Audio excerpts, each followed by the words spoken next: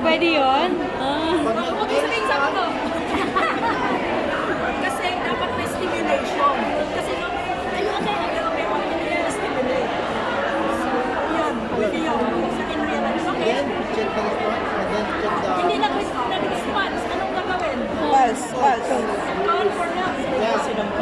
Tapos, when somebody is calling for help, check pulse and breathing. Check mo yung pulse.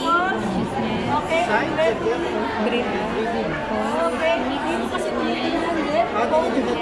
Kaya nakaganyan. Yung mga tapos na po, pwede na po tayo umupo para makita po natin Okay. ang ating di. Okay. Sophia na. Okay po. If natapos na po ninyo yung CPR adult, CPR child, CPR infant, and choking, 30 daw yun, 30. pwede na po yung umupo. Okay po. Pwede na po